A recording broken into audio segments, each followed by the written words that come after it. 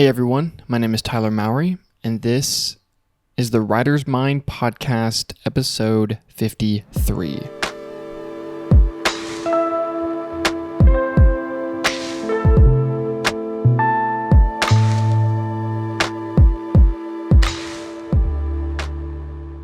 All right, I almost forgot what I was doing there in the beginning of the episode. But this is the Writer's Mind Podcast, and this is episode 53. Today, what I wanted to talk about is something that I'm sure you've heard before, but I want to really reiterate and talk about it from my perspective, which is the value of your community. So, the people you surround yourself with. So, of course, I'm sure you've heard the adage that, you are the summation of the people that are around you, that your friends will be a huge defining factor in who you are and who you're becoming, right? So, of course, if you're hanging out with people who are doing nothing and going nowhere, odds are you're going to be doing the same. And if you're around people that are, trying to better themselves, trying to improve, then it's more likely that you will also be on that trajectory. One of the things that I wanted to add to this is also not just about like personal improvement or personal development, but one thing that I found is that you should be looking for people that are interested in things, right? There's an idea that you should be looking for, people that are in your realm, like whatever that is. So, writing, for example, for us. And of course, you should be surrounding yourself with people that are serious about writing and writing consistently and pushing in that direction. But I also think there's a lot of value in just being around people that are interested in things, people that are dabblers, people that are messing around with different ideas and looking at different areas of the world and interested in different categories of life. And I think this is really valuable because one of the things that I've found that's been super valuable and beneficial for me is having people in my life that are just doing different things, and then they can toss things my way, and then I can find new interest or new rabbit holes of knowledge, or in a best case scenario, ways of actually improving myself, or ways of viewing the world in a different way that radically challenges my own worldview and this sort of thing. So I think that finding people that are doing interesting things and have their hands in things that you don't do or aren't doing can be so valuable, because especially as writers, I think one of the biggest things that writers are trying to do, and I think is a strong element of a good writer, which is trying to find not only different perspectives and different worldviews, but also at the same time, just finding other things that are interesting, right? I think also there's an element of finding things that you can put on the screen or in your screenplay that are because people around you are interested in things, and you find entire subcultures and entire groups of people doing things that previously you had no idea about. And I think that there's kind of two sides to this coin, right? I think in regards to understanding your friends and how they impact you, there's one element of this, which is the ambitious side, which is that if you are trying to be a person who is improving, you're trying to push to new levels, you're trying to do things, then that is going to what your friends are doing is going to have an impact on that. So if your friends are pushing, if they're improving, and that's the ambitious side. The other side is just on the creative side and the depth of your perspective and worldview side, where the more that people are doing things around you, the more subcultures you can find, the more perspectives you can find. And you can really enrich yourself, not even from an ambitious standpoint, but just from a standpoint of being a more generally enriched person, right? And I think one of the things that I found that I have to find the balance of is the separation between the ambitious side of writing, right? So there's the career side, there's the you have to be very good at this thing to then get your story made, to then have leverage. And so there's the whole ambitious side of this, and there is there's the work side, there's the career side, and then there's the I am a writer and what does that mean? And therefore I need to enrich myself in experiences and perspectives that do not necessarily contribute towards the career side, although they can over time. But I think there's this element of I don't think everything you need to do is just for the ambition of trying to have a successful career. I think there's a lot of things that you can do, and there's consistency and there's skill set and there's all that. But there also is just how, a full life, in my view, is having these different perspectives, doing these different things, experiencing not only different cultures, but different subcultures within your own world, and understanding just the worlds that people create, the different things that, little groups of people create their whole spheres around. And that's something I've seen again and again, that like you can look at games, you can look at books, you can look at, all sorts of different things and see these little cultures that are built around them, right? And I think that's so interesting to me. Like one of the things that you find on YouTube, I'm on YouTube, of course. One of the things that you find on YouTube is like all of these little subsections of YouTube, right? And one of the things I have to stop myself from doing is going on these just rabbit holes of these subcultures that exist on YouTube. Like entire cultures of people, making videos solely on specific video games, or, making videos about different categories or whatever, that are like way bigger than you would realize, right? Like some of these subcultures, are huge, and there's entire languages built around them, right? Like just as screenwriters and storytellers, we have lingo and we have phrases and we have things that we use and ways that we speak to each other, like these groups do as well. And I think that's such an interesting thing about people.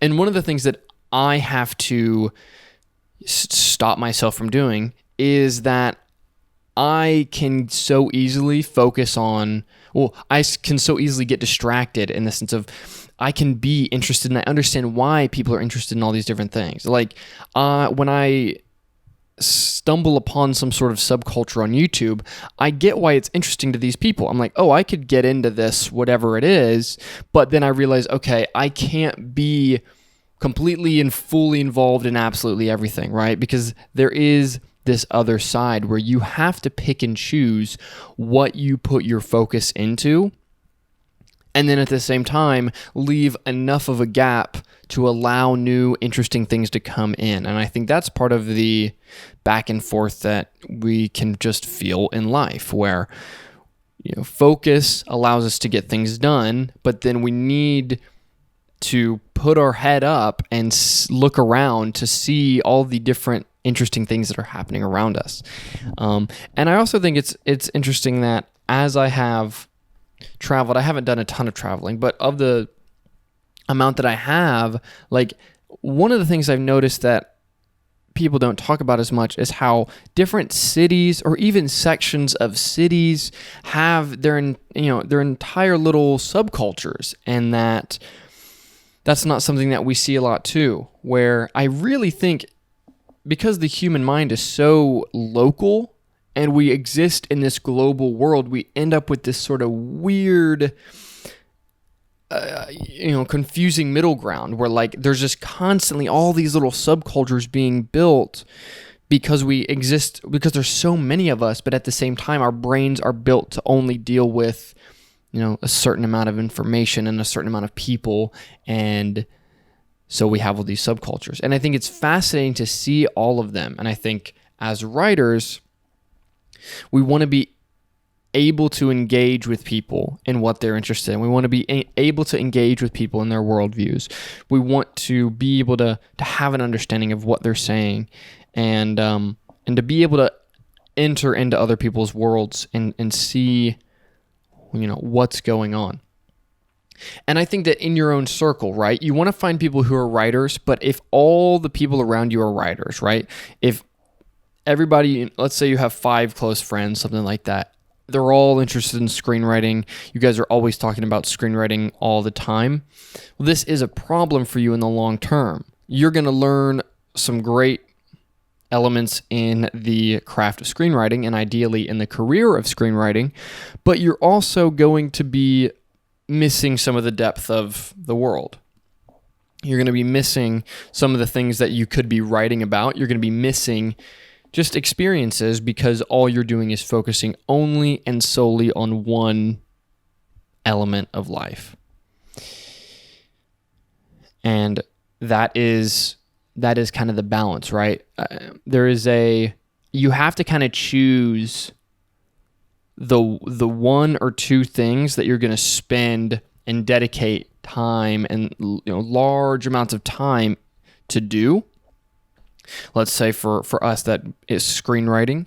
And then you want to also develop at least a decent understanding of all these other little things and be interested in all these other little things. I think you should be interested in music and understanding. You should be interested in why people, find value in internet subcultures. You should be interested in understanding how just different elements of the world work and understanding why the world works like it does. I think for me, one of the things that I found is like there was a time, not recently, but like a little while ago, where I got into music and I was like, man, like I could really get into music. Like I could see a world where I just totally shift away from writing and just do music. And that's an idea, but I've put so much time into writing that there really is at some point you have to say, okay, when I have put a lot of effort into one particular thing, I need to continue to ride that momentum. And then sometimes you have a feeling that you want to do something else, and you feel a pull to do something else, and you feel excited by other things. And you want to entertain that excitement, but if you continually switch to something new every time you have that feeling, then you don't get anywhere. And so again, it comes back to that juggling between what is the ambition, the career, the hustle, blah, blah, blah, blah, blah, and then what is you becoming an enriched person. Because if all you do is jump from interesting thing to interesting thing, then you don't actually build any depth anywhere. And one of the things I found is that building depth in one of them actually helps you understand the depth of the other ones. So for example, building a depth in writing and understanding how you learn, how you have to unlearn and relearn, how you have to go deeper into it, helped me understand how people learn and grow in other fields, how people analyze markets, or how people write and create music, right? The elements of learning, I think, are the same. And that's one thing that I've thought has been fascinating, is that you want to maintain that main sort of focal interest and thing that you're working on, because that allows you to more deeply experience some of the other interests that you may have, temporarily or in a passing moment in this sort of thing. And I also think like there are things that are worth integrating too, right? Like for me, when I found certain things in, certain subcultures where I'm like, oh, this is so valuable enough where I am going to integrate this into a part of who I am, right? And I think that is really interesting when certain ideas or certain concepts you can't fully get away from, and they just come along with you on your ride, and on the career side, because you can't get away from them. And I think it's a fun thing, because there is this, we have the plan, right? Like the career plan, what we're going to do and where we're going to go.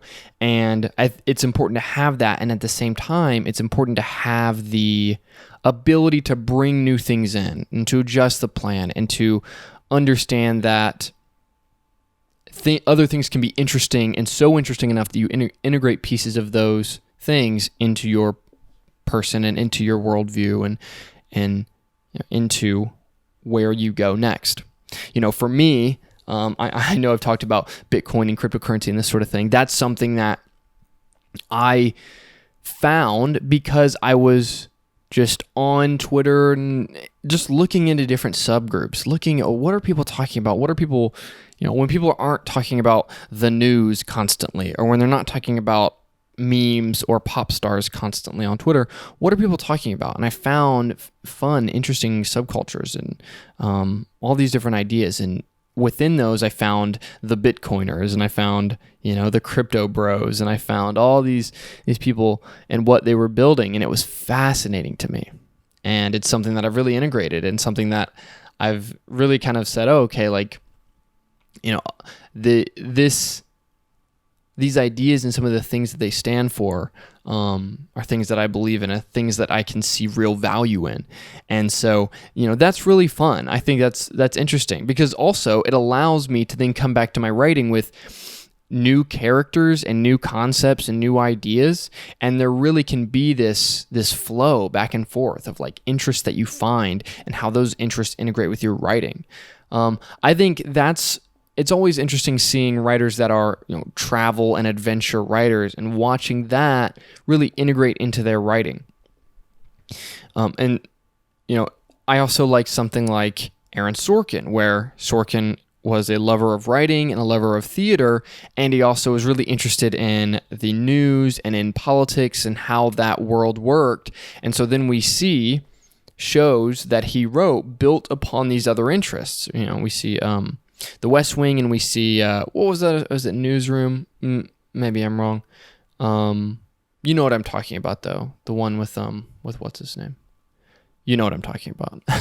But that's always it's so fun to me, right? And that's what you want to slowly create, because I think what happens too is one of the problems that writers get stuck in is that their only interest is writing, and so then what happens is they write basic generic stories because they don't have any other interest to pull ideas from, right? They don't have characters that exist in other subcultures that they're also in to then pull in. They only have just sort of screenwriting book archetypes of ideas. They haven't done the work to become a more enriched person and become a person that understands why people are doing what they're doing and understands how these different groups crop up, and the different beliefs and lingo and language that these groups can hold.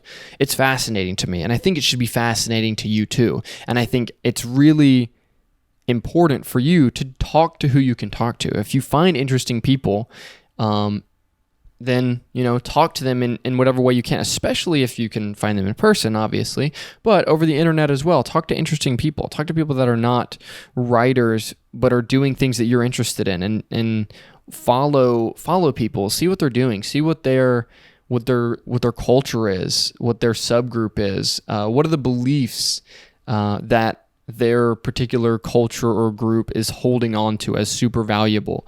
I think understanding that really enhances your writing.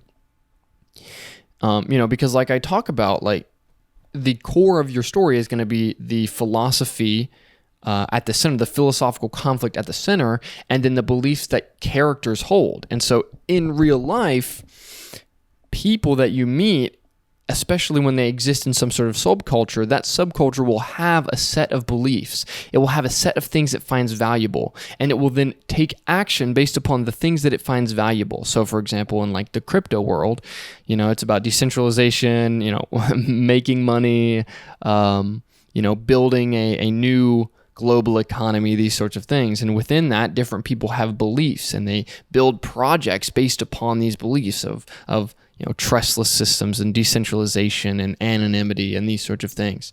And so, again, it helps you see the pattern as well of storytelling, of people acting on the beliefs that they hold, and then also watching people work within the beliefs of their particular subculture. So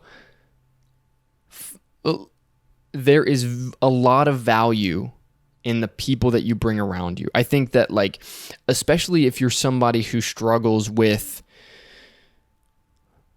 motivation, you're struggling with your drive and your focus, like just putting people around you that have that brings you up. And if you're struggling with finding, real interesting, deep characters and finding stories that don't feel cliche or don't feel like they've been done a million times, part of it might just be is that you're not meeting enough interesting people. You're not interacting with the world enough, right?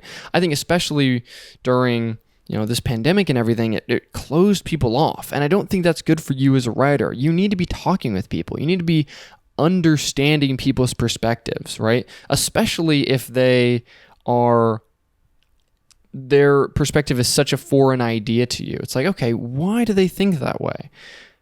What is their culture built off of? How can I allow myself to just be involved and be interested? I think as much as possible, if you can be a writer that is fluid in their own beliefs, in the sense that you have a few core ideas that you hold to strongly, and then everything else you should be pretty much able to say, okay, a lot of this is based upon my particular perspective, and somebody's perspective can be very different. And coming into other people's worlds is extremely valuable. And the more you can do that, the more I think it enhances you as a person and also enhances your writing. And really, to me, writing is nothing more than organizing and understanding your own thoughts and helping other people organize and understand their thoughts, and to be able to see the world differently and to share perspectives in a way that is much more human than philosophy books. So find more interesting people. That's really the message today. I hope this is interesting for you. If you want to listen to episode 54 and all the other even episodes, those are available on patreon.com/thewritersmind. Other than that, I'll see you guys next week.